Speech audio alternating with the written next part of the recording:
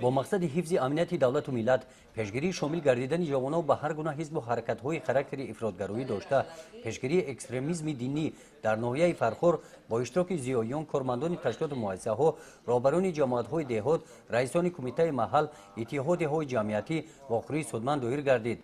در این جمع آمد سردار شعبه پژوهشگاه اسلام معاصر مرکز اسلام شناسی نزد پرزیدنت جمهوری تاجیکستان نامزد علم فلسفه دوچنت قمر نورالحقов برآمد کرد. اطراف موضوع هدف‌های ژئوپلیتیکی دولت‌های ابرقدرت قائل نمود که این دولت‌ها برای عملی نمودن نقشه‌های خود از اسلحه ایدئولوژی رویه‌های تندرو اسلام وهابیه سلفیه استفاده می‌نمایند.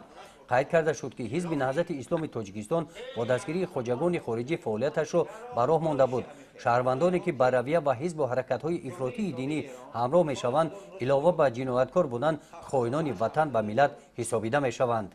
خیلی که پیشوای ملت در هر یک سخنرانی‌های خودش قید می‌نماید جوانان باید زیرکی سیاسی رو از دست ندهند.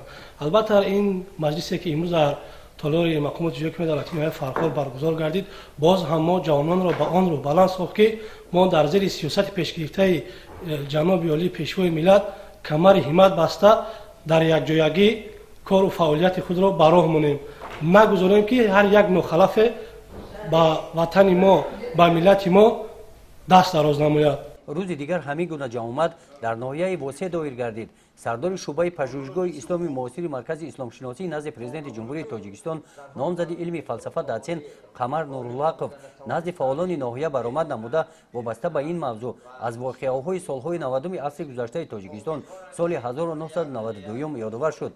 قید نمود که ضرر مادی رسانیده جنگ شهروندی به اقتصادیات تاجیکستان زیاده از 10 میلیارد دلار آمریکایی را تشکیل داده است.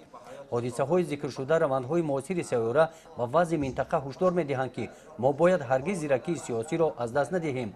برای حمایت امنیت، وحدت ملی، صلح و ثبات، ولایت قانون و آرامی و آسودگی کشور محبوبمان همیشه آماده باشیم. در جنبه وخوری‌ها قید کرده شد که امروز دولت و حکومت در نزد ما و شما پدر و مادران تربیت درست فرزندان را گذاشته است. فرزندان ما امروز باید تنها در آن فکر باشند که با بهای خوب و اعلی تحصیل نموده در آینده به خلق و وطن همچون کادر بالیاقت صادقانه ادای خدمت نمایند. گزارش خواجه نظری خدای نظر ظهوروف از منطقه کولوب برای برنامه اطلاعاتی نوید.